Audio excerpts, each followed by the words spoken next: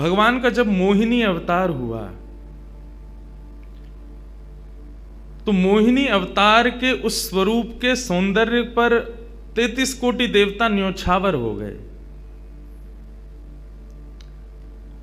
सबके मन में यह भाव आया, ये जो भी प्रकट हुई हैं ये किसी भी प्रकार से हमको हमारी गृहिणी के रूप में प्राप्त हो जाएं। इतने सुंदर ठाकुर जी बनकर के आए।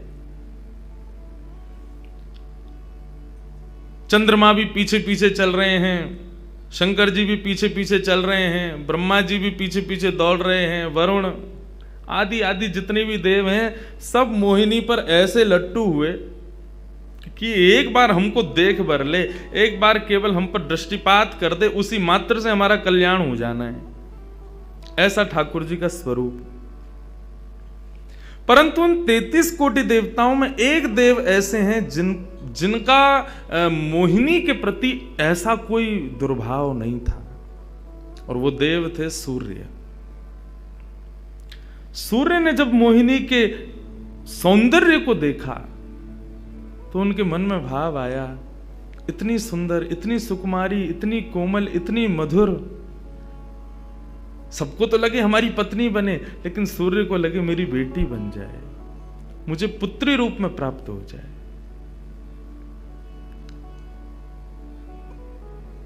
जब सूर्य के हृदय में यह भावना उत्पन्न हुई तो मोहिनी ने कटाक्ष नेत्रों से सूर्य की ओर देखा, बाकी किसी को देख ही नहीं रही हैं, और देख करके केवल ठाकुर जी ने उनको इशारा किया, बोले तो आपकी ऐसी इच्छा है? सूर्य बोले जी भगवान, मेरी बहुत अभिलाषा है कि आप पुत्री रूप में मेरे यहां पधारो। ठाकुर जी बोले इतना साधारण नहीं है हमको प्राप्त करना, पुत्र रूप में प्राप्त करना फिर भी साधारण होगा, लेकिन पुत्री भाव में ये तो असाधारण है, इसके लिए आपको तप करना पड़ेगा। सूर्य बोले मैं आज से ही तप करूंगा, लेकिन आप वचन दो मेरे यहां पधारोगे और इसी रूप में पधारोगे। मोहिनी ने कहा यदि मैं तुम्हारे भजन से प्रसन्न हुई, यदि तुम्हारी भक्ति में, तुम्हारे प्रेम में प्रबलता हुई, मोहिनी 33 कोटि देवताओं को मोहित करती है, लेकिन तुम्हारे भजन के प्रभाव से मैं जब तुम्हारे यहां अवतरित होंगी तो मोहिनी को भी मोहित करने वाला रूप धारण करके आऊंगी। मोहिनी जिसने तीनों लोकों को अपने रूप पर न्योछावर कर दिया, वो मोहिनी भी जिस रूप को देख करके मोहित हो जाए, वो रूप आएगा आपके यहां पर।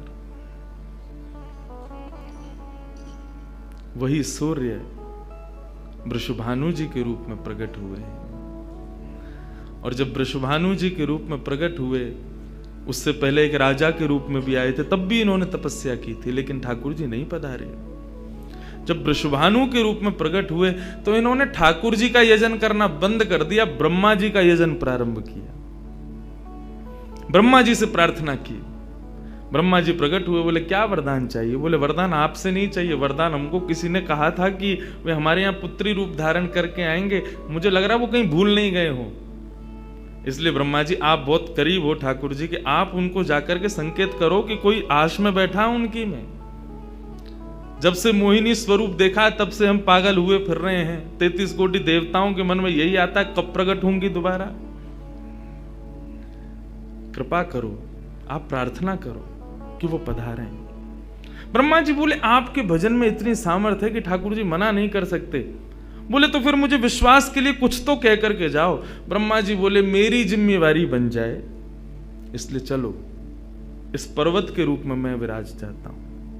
और बरसाना पर्वत के रूप में श्री ब्रह्मा जी विराज गए। ठाकुर जी आएंगे, मैं जिम्मेवारी लेता हूं, इसलिए मैं ही पर्वत बन के बैठा हूं। ब्रह्मा जी ने जाकर के प्रार्थना की। ठाकुर जी बोले मैं तो सच में ही भूल गया था कि मुझे जाना है। बोले भगवान वो बहुत प्रतीक्षा कर रहे हैं आपकी। वृषभानु जी का भजन कैसा बताया। वृषभानु जी की एक ही इच्छा है कि मेरे पास जो पुत्री रूप ठाकुर जी का आवे, ठाकुर जी मोहिनी बनकर के आए तो 33 कोटि देवताओं के हृदय में ठाकुर जी के प्रति वात्सल्य भाव प्रकट नहीं हुआ, प्रेम भाव प्रकट नहीं हुआ, कुछ और ही भाव था उन देवताओं का। वृषभानु जी कह रहे हैं कि मैं ऐसी पुत्री पाना चाहता हूं जिसको देख करके काम नष्ट हो जाए, काम का भी मर्दन हो जाए, सामने वाले के हृदय में एक दिव्य प्रेम प्रकट हो, निष्काम प्रेम, अनकंडीशनल लव किसे कहते हैं, इसका प्रसाद पूरी दुनिया को देने वाली ऐसी पुत्री मेरे घर पधारे। स्वार्थ सिद्ध प्रेम सब करना जानते हैं, लेकिन निस्वार्थ प्रेम किसे कहते हैं, वो ठाकुर जी का वो शक्ति स्वरूप ही सबको बता सकता है। ब्रह्मा जी की प्रार्थना हुई ठाकुर जी से। ठाकुर जी अपने वैकुंठ में विचरण कर रहे हैं, विचार कर रहे हैं कैसे करूं, नंद यशोदा के यहां भी जाना है, देवकी वसुदेव के यहां भी पुत्र बनना है, पहले से ही 4 मम्मी पापा हैं हमारे, अब ये 2 मम्मी पापा और कैसे बनाऊं, 6 माता पिता। तब ठाकुर जी विचरण कर रहे थे, तभी एक खंभ में मणि, उस मणि में ठाकुर जी ने अपना प्रतिबिंब देखा। ठाकुर जी अपना प्रतिबिंब नहीं देखते, क्यों? बहुत कम देखते हैं। जब श्रृंगार आरती होती लाल जी की तभी इनको प्रतिबिंब दिखाते हैं, और उस प्रतिबिंब में भी इतने इतराते हैं महाराज, उसमें भी स्वयं को देख करके खुश हो जाते हैं, वाह मैं कितना प्यारा लग रहा हूं। अपना प्रतिबिंब ठाकुर जी इसलिए नहीं देखते क्योंकि स्वयं ठाकुर जी मोहित हो जाते हैं खुद ही पर। जैसे ही ठाकुर जी ने स्वयं का प्रतिबिंब देखा, प्रतिबिंब देख के आगे बढ़े, लेकिन ठाकुर जी मन में विचार करने लगे, मुझे सबके स्वभाव प्रिय हैं, लेकिन अपना यदि देखूं तो अपना प्रतिबिंब बहुत प्रिय है। जब स्वयं को देखता हूं प्रतिबिंब में तो ऐसा लगता है कि मानो जो सबको मोहित कर रहा है वो स्वयं को जब देखे तो खुद भी मोहित हो रहा है, क्योंकि प्रतिबिंब कभी झूठ नहीं बोलता। प्रतिबिंब का ये स्वभाव है, आप जैसे हो वैसा आपको दिखाता है।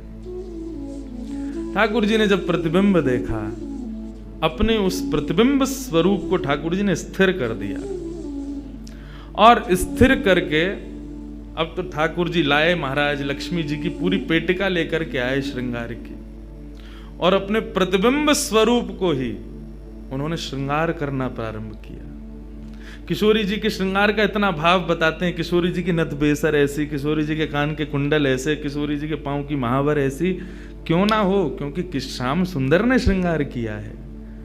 किशोरी जी का जो स्वरूप है वो ठाकुर जी ने उसका श्रृंगार किया है। नारायण बैठे महाराज सिंहासन लगा करके अपने प्रतिबिंब का ही श्रृंगार कर रहे हैं। मोर पीछ हटाया, मुकुट उतार के दूर रखा, घुंघराले केशों को खोल दिया, नेत्रों में सुंदर सुंदर छोटा छोटा काजल लगाया, माथे पर एक सुंदर बिंदिया लगाई है, होठों पर निर्मल लालिमा लगाई है, गले में हार पहनाया, सर्वांगीण श्रृंगार किया, और लक्ष्मी जी की चुनरी ला करके जैसे शीश पर से चढ़ा करके ठाकुर जी ने थोड़ा सा जो श्याम रंग है उसको जैसे ही गौरवर्ण किया, वैकुंठ के उस प्रतिबिंब में से मानो जैसे सूर्य चंद्र का एकाकार रूप प्रकट हो गया हो, इतना तेज पुंज प्रकट हो गया कि ठाकुर जी भी अपने नेत्रों को छुपाने लगे। थोड़ी देर नेत्रों को बंद करने के बाद जब बड़ी धीरे से ठाकुर जी ने जब अपने प्रतिबिंब की ओर देखा तो किशोरी जी का दिव्य स्वरूप वहां प्रकट हो गया। ठाकुर जी ने दंडवत किया, पहले प्रणाम, हे श्याम सुंदर, आपने ही मेरो निर्माण कियो है, आपने ही मुझ को प्रकट कियो है। क्या भाव है? ठाकुर जी बोले कोई भाव नहीं है, केवल मोहिनी भाव से 33 कोट देवता मोहित हुए थे, लेकिन मैं मोहित नहीं हो पाया था, इसलिए तब से मैं भी तड़प रहा था कि मुझे भी कोई मोहित करे, उस मोहिनी को भी मोहित कोई करे। वो स्वरूप आज प्रकट हुआ है। धर्म की स्थापना हुई, ज्ञान की स्थापना हुई, भक्ति की स्थापना हुई, वैराग्य की स्थापना हुई, लेकिन अंततो गत्वा इस संसार का सार जो प्रेम है उसकी स्थापना नहीं हुई है। उसके लिए आपका अवतार धारण करना अति आवश्यक है। आप मेरी शक्ति हैं, आप मेरी आत्मा हैं। पूरा विश्व और पूरे विश्व की दिव्य चेतना किसकी प्राप्ति के लिए दौड़ रही है? कि आत्मा एक दिन परमात्मा में मिल जाएगी, लेकिन उस परमात्मा में आत्मा जो विद्यमान है वही तो किशोरी जी हैं। उस आत्मा की परमात्मा की जो आत्मा है वही तो श्री राधा जी हैं। लोग उनके रूप को नहीं समझ पाते। आजकल के यंगस्टर्स, आजकल के युवा उनको बहुत विचित्र रूप में दर्शन करते हैं कि कृष्ण राधा कौन है, बोले कि they are just like some love words. ऐसा नहीं है। आप उनको सीमित उस अवस्था में, और माफ कीजिएगा यदि किसी प्रवचनकर्ता की कथा सुनने के बाद भी आप उनको वहीं तक सीमित मान रहे हो ना, दोष आपको नहीं, प्रवचन करने वाले को लगेगा कि तुम किशोरी जी के इसी रूप को स्थापित कर पाए। इसीलिए कथाओं में ज्यादा किशोरी जी का प्रसंग ना हम कहते हैं ना उसका स्पर्श करते हैं। स्पर्श करने पहले से भी 100 बार सोचते हैं। यहां आने से पहले भी मुझे कई आचार्यों ने संपर्क किया कि वहां आप किस विषय को लेकर के जाएंगे, आप गर्ग संहिता पर कहेंगे या किशोरी जी के किस भाव को वहां पर प्रस्तुत करने वाले हैं। मैंने कहा देखो, हम बस बोलेंगे जो निकल जाए मुंह से, जिसका जो भाव ठाकुर जी स्वीकार कर लें बस, लेकिन भाव ये रखेंगे ठाकुर जी विराज गए हैं कि कोई अनधिकारी इस भाव को सुनकर के अपने मन में कोई दुर्भाव ना प्रकट करे। ब्रजवासी बहुत डरते हैं किशोरी जी के भाव को कहने में, क्योंकि जब सामने वाले से प्रत्युत्तर के रूप में कुछ विलग ही सुनने को मिलता है तो बहुत कष्ट होता है हृदय को कि तुमने किशोरी जी को क्या समझा, वो क्या है और तुमने उनके किस रूप को जाना। वो ठाकुर जी का ही प्रतिबिंब स्वरूप है, ठाकुर जी का ही आत्मा स्वरूप है। और एक बात कहूं, प्रतिबिंब से और आत्मा से प्रेम किया जा सकता है, ब्याह नहीं किया जा सकता, क्योंकि प्रतिबिंब और आत्मा ये दोनों हमसे अलग नहीं है। ब्याह के लिए एक अलग व्यक्ति चाहिए, एक हमसे कोई अलग हो, हमसे कोई जुदा हो, 2 लोग चाहिए तब ब्याह संपन्न होता है। लेकिन कृष्ण और राधा, इन दोनों में भेद है ही नहीं। किशोरी जी और ठाकुर जी में कभी भी कदापि कोई भेद नहीं है।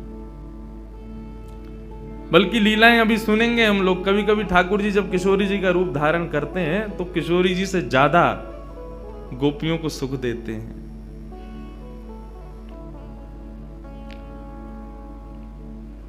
ऐसा भाव किशोरी जी से प्रार्थना की ठाकुर जी ने कि आप पधारो और प्रेम की स्थापना के लिए आप भूमंडल पर सूर्य के ही अवतार वृषभानु जी के यहां पर आप अवतरित हो। तब किशोरी जी ठाकुर जी की बात मान करके और वृषभानु और कीर्ति के यहां पर अवतरित होती हैं। किशोरी जी का जब अवतार हुआ, जब अवतरण हुआ, कब हुआ? सुबह के 4:40 पर। ठाकुर जी के जितने भी अवतार हुए या तो दिन में 12 बजे हुए या रात में 12 बजे हुए, लेकिन किशोरी जी का अवतरण भोर में ब्रह्म मुहूर्त में सुबह 4:40 पर हुआ। क्यों?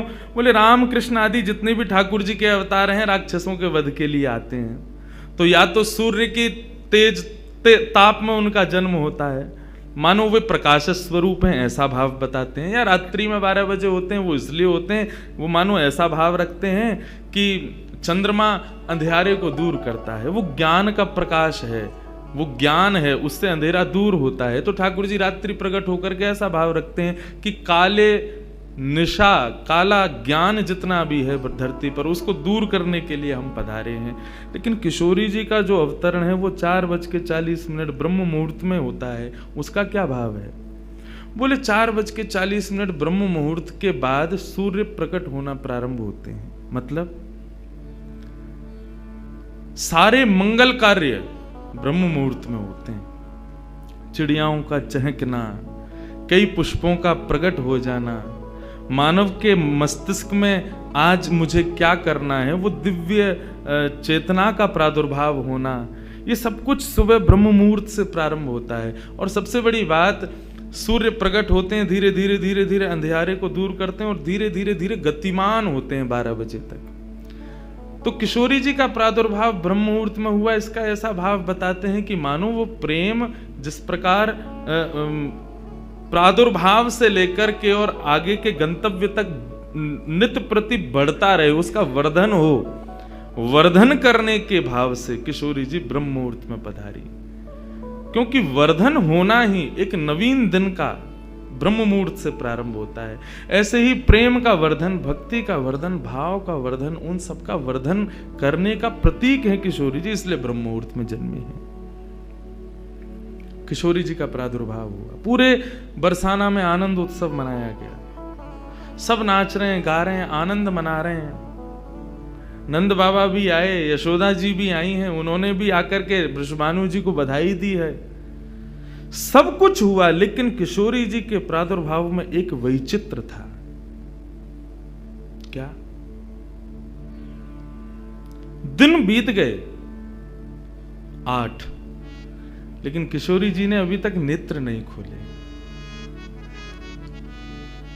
अभी तक किशोरी जी केवल एक छोटी सी बालिका हैं, एक सुकुमारी हैं, परंतु अभी तक किसी को भी किशोरी जी के नेत्रों का दर्शन नहीं हुआ। अभी तक किशोरी जी के नेत्र नहीं खुले हैं। इस बात से कभी कभी चिंतित हो जाते हैं वृषभानु जी और कीर्ति कि हमारी लाली है तो गई है, लेकिन पता ना क्यों अपने नेत्रन को नहीं खोल रही है। कभी कोई संत आ जाए, कोई वैष्णव आ जाए, कोई ब्राह्मण आ जाए, तो उनसे निवेदन करते हैं कि हमारी लाली नेत्र नहीं खोल रही।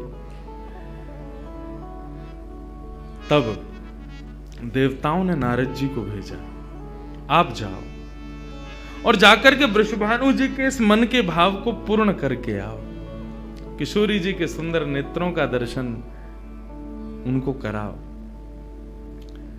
तब श्री नारद जी महाराज का आगमन हुआ। नारद जी जैसे ही आए तो वृषभानु जी ने नारद जी को देखते ही सबसे पहले अपने पुत्र को बिठा दिया।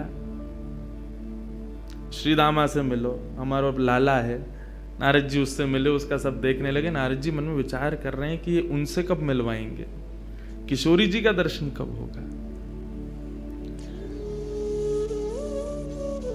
2-3 दिन तक नारद जी विचरण करते रहे बरसाने में। वृषभानु जी का मन तो होता है कि मैं इनसे कुछ कहूं, कुछ पूछूं, थोड़ा किशोरी जी के बारे में, अपनी लाली के बारे में न कछु जानूं, लेकिन अभी वो भाव प्रकट नहीं हो रहा है। तब एक दिन एक छोटी सी बरसाने की लाली को जब नारद जी महाराज खिला रहे थे और उससे प्रेम चर्चा कर रहे थे, ये दृश्य जब वृषभानु जी ने देखा, उन्होंने तुरंत नारद जी के चरण पकड़े और कहा, हे भगवान, हमारी एक लाली भई है, बहुत सुंदर है, सुकुमारी है, नन्ही सी है, अभी वाकु देख करके स्पर्श करवे में डर लगे कि कहीं हमारे स्पर्श से कोई कष्ट ना है जाए, या हमारे हम सबन को दर्शन भी ना करा में। लेकिन महात्मन आपसे पूछना चाह मैं, हमारी लाली नेत्र नहीं खोल रही है, कहा भाव है? नारद जी तो तुरंत बोले, अरे तो तुमने इतने दिन से क्यों नहीं बताया? वो तो पहले से ही बैठे थे तैयार कि ये जल्दी बोले तो मैं जाऊं, जाकर के दर्शन करूं। बोले संकोच है रहे हो? बोले संकोच मत करो, अभी लेके चलो। कहां है तुम्हारी लाली, मुंह को बताओ।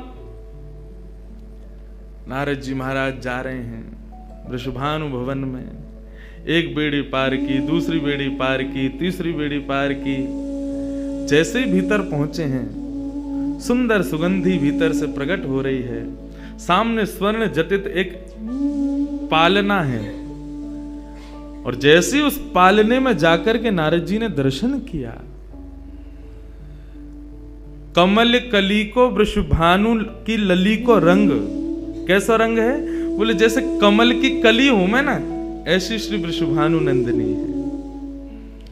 नारद जी ने जैसे ही उनको दर्शन किए हुए आनंदित है गए, आनंदित है करके प्रणाम करने लगे। वृषभानु जी बोले, हमारी लाली नेत्र नाए खोल रही है, आप कृपा करो ना। नारद जी बोले, एक मंत्र पढ़ना पड़ेगा, कुछ करना पड़ेगा, तंत्र मंत्र करना पड़ेगा, तब आपकी लाली बोलेगी। वृषभानु जी बोले, देख लो, ले संभल के करियो, हमारी लाली बहुत कोमल है, वो ना स्पर्श नहीं करेंगे, दूर बैठ के करेंगे। वृषभानु जी बोले, तो करो। बोले आपको पहले बाहर जानो पड़े, वो एकांत में करेंगे। कीर्ति वृषभानु जी को देखें, बोले लाली को अकेला तो ना छोड़ेंगे? बोले नहीं बाबा, विश्वास पात्र है, हम कर सके। वृषभानु जी और कीर्ति दोनों जैसे ही बाहर पधारे, नारद जी ने गेट बंद कियो, तुरंत चरणन में प्रणाम कियो और प्रणाम करके सीधे सन्मुख बैठे हैं। हे कृष्ण मनोहारिणी जय वृंदावन प्रिया, जय भ्रू मंगल ललिता, जय वेणु रवाकुल, जय कृष्ण मनोहारिणी जय वृंदावन प्रिया, जय भ्रू मंगल ललिता, जय वेणु रवाकुल। जैसे ही नारद जी के मुख से ये शब्द प्रकट हुआ, जय कृष्ण मनोहारिणी, ये कृष्ण मनोहारिणी शब्द जैसे ही नन्ही सी श्री किशोरी जी के कान में कृष्ण शब्द गयो, कृष्ण शब्द जाते ही नन्ही सी किशोरी जी के नेत्र अपने आप धीरे धीरे धीरे धीरे खुलन लगे, मुख पर एक प्रसन्नता सी प्रकट है गई। नन्ही सी किशोरी अभी करवट लेनो भी नहीं जाने, लेकिन जैसे ही बार बार ये श्लोक का गान नारद जी के द्वारा हो रहा है, जय कृष्ण मनोहारिणी जय वृंदावन प्रिय, इसको सुनकर के किशोरी जी जो अभी करवट लेनो भी ना जाने, वो अपने पालना को पकड़ करके अपने पालना से उछक करके वहीं से झांक करके श्री नारद जी को देख रही हैं। और नारद जी ने जैसे किशोरी जी के रूप को देखो है, सुंदर मृगनयनी किशोरी जी आज नारद जी को देख रही हैं। मुख में भी दांत ना है, बिना दांतन के किशोरी जी के मुखमंडल की प्रसन्नता देख करके नारद जी आनंद विभोर हो गए। नारद जी बोले, आपको ये कीर्तन भायो, आपको ये कीर्तन प्रिय लगो? किशोरी जी के मुख से केवल किलकारी निकल रही है। नारद जी ने उठाई अपनी वीणा करताल और जय कृष्ण मनोहारिणी जय वृंदावन प्रिय, और इसी का कीर्तन करते हुए वहां नाचने लगे, नृत्य करने लगे, चारों ओर घूम रहे हैं। बीच में पालने में श्री किशोरी जी बैठ करके और करताल बजा रही हैं और करताल बजा करके आनंदित हो रही हैं। वृषभानु जी बाहर खड़े, बोले कि भीतर तो कीर्तन चल रहा है, करताल की आवाज आ रही है, वीणा बज रही है। तभी उनने कान लगा करके सुनो तो नारद जी गा रहे, जय कृष्ण मनोहारिणी जय वृंदावन प्रिय, जय भ्रू मंगल ललिता, जय वेणु रवाकुल। वृषभानु जी ने ये स्वर सुन लिया, लेकिन जैसे ही थोड़े से गए हैं और खिड़की में जाकर के भीतर झांक करके देखा, अद्भुत दृश्य। नन्ही सी किशोरी, ज्यादा से ज्यादा 8 दिन की होंगी, 10 दिन की होंगी, अपने पालना में पौड़ करके स्वयं को झुला रही हैं, करताल बजा रही हैं। चारों तरफ नारद जी वीणा बजा करके, करताल बजा करके आनंद से किशोरी जी को मुखोल्लास कर रहे हैं। ये दृश्य देख करके श्री वृषभानु जी को एक बार तो मूर्छा आ गई, मैं वास्तव में 8 दिन की बालिका को देख रहा हूं। उन्होंने कीर्ति को कुछ नहीं बताया। नारद जी महाराज ने प्रणाम किया, तब किशोरी जी की सहचरियां प्रकट हुई और कहा कि हे नारद, आपने हमारी किशोरी जी को बहुत सुख प्रदान किया है। जब कभी भी आपको ऐसा दर्शन करना हो तो हम आपको कुछ स्थान बता रहे हैं। गोवर्धन, श्री यमुना पुलिन और ब्रज कुंज, इन 3 स्थानों पर आप जब कभी भी हमारी किशोरी को स्मरण करके यही कीर्तन को गान करोगे, किशोरी जी को यही स्वरूप आपको दिखेगा। ये हमारा वरदान है आपको, क्योंकि आपने, किशोरी जी कृपामयी तो हैं। लाल जी 10 बार विचार करेंगे कृपा करवे में, किशोरी जी विचार थोड़ी करें, वो तो तुरंत करुणा करें। नारद जी जाओ, जब कभी भी लाडली को दर्शन करना हो यही भाव से कर लियो। नारद जी महाराज के नेत्र सजल है गए, किशोरी जी के चरणन में बारंबार प्रणाम कियो और प्रणतिपात करते हुए वहां से प्रस्थान कर गए। किशोरी जी फिर से नेत्र बंद करके अपने पालना में पौड़ गई। कीर्ति जी बोली, बाबा आयो टोना टोटका करके गयो, तब वो हमारी लाली के नेत्र तो खुले नहीं। कीर्ति जी गोद में लेकर के सुला रही है, नेक नेक थोड़ी सी संकुचित है करके रुदन करना प्रारंभ कियो। सो इतने में वृषभानु जी आए और वृषभानु जी बोले, नेक दियो लाली को, और किशोरी जी को गोद में लेकर के वृषभानु जी बोले, हे कृष्ण मनोहारिणी। जैसे ही बोले तुरंत किशोरी जी के नेत्र फिर से खुल गए, फिर से अपनी किलकारी भर करके कीर्तन में करताल बजाने लगी, आनंद विभोर हो गई। अब तो जैसे ही ये भाव देखो वृषभानु जी ने कीर्ति को सुनायो, कीर्ति भी वही गा रही है, पूरा बरसानो आकर के श्री कृष्ण कीर्तन करने लगो, और बीच में मध्य में बैठ करके किशोरी जी अपनी करताल बजा रही हैं, किलकिल करके हंस रही हैं, इतनी आनंद विभोर रह रही हैं। तब सबन को ये भेद पतो चलो, कहा कि ये श्री कृष्ण की आत्मा है, ये उनसे विलग नहीं है, वे ही या को सर्वस्व है।